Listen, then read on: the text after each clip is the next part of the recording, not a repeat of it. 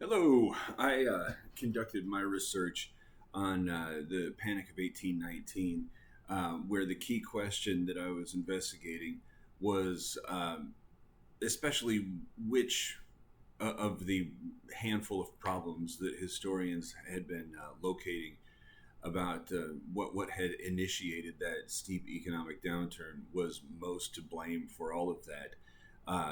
This is a significant research question in large part because this is going to come at a time when there are what I described as a perfect storm of issues that were going to contribute to the economic slowdown.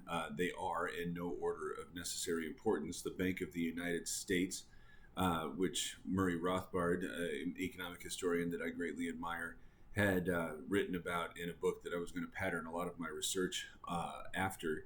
They also have regional banks that had created a little bit of a problem by loaning out a bunch of money to especially farmers who were having a hard time paying that back. That was in large part because of international trade situations that had initially had the price of commodities very high, that made it seem as if they were going to be able to repay these mortgages.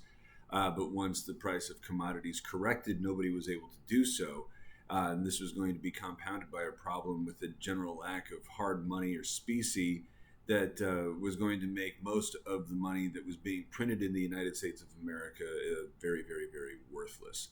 So the reason that this is such an important issue, I feel, is because it just seems as if there's so many similarities to our current economic situation, where we have a national bank that is inflating currency at an astonishing rate.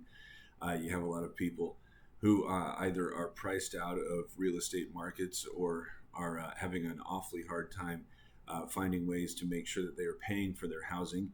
My son is going to graduate from high school in just a couple of weeks, and he and I were talking about why I think it's such a great idea that he stays with me, not just because I love having him around, but if you make the minimum wage in Arizona, which is about $15 an hour, work full time, you're going to spend almost 78% of your monthly income on rent if you're just paying $2,000 a month. We're not even talking about a mortgage, we're just talking about rent. So a lot of people are being priced out of the situation. And then it just begs the question again in 2024, as in 1819, what is most to blame for all of this?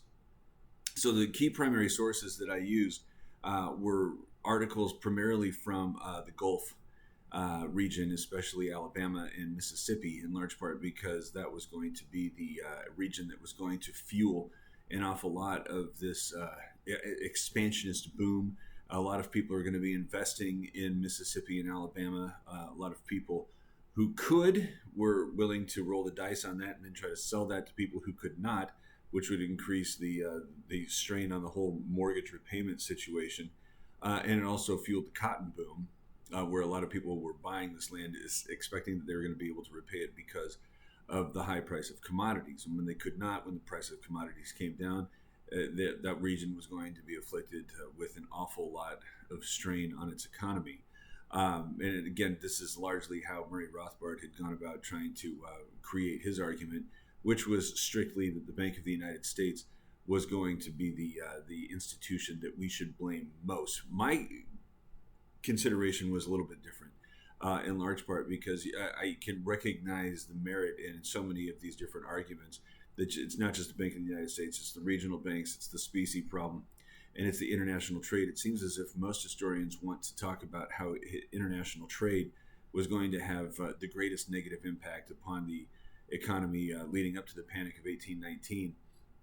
I tend to disagree, in large part because I'm looking at the institutions, especially the Bank of the United States, which was supposed to be regulating many of these regional banks and preventing them from throwing around so much bad note, whether it be in the form of credit or printing actual notes that were going to depreciate almost immediately. Something needed to stop these guys if the people couldn't stop themselves.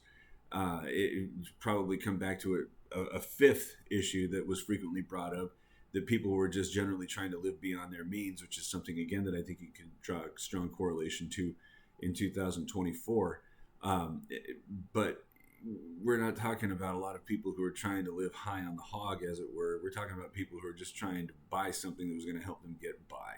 And if they were not able to do so, they probably should not have had those loans awarded to them. And if the Bank of the United States is not capable of preventing those bad mortgages from being issued out there, I tend to place most of the blame on that institution, because something needed to prevent these guys from making these bad loans. So that was the summation of my research findings. I blame a lot of it on the Bank of the United States, just not quite as much as Rothbard, and definitely more so than most of the historians that I've read in preparation for that paper.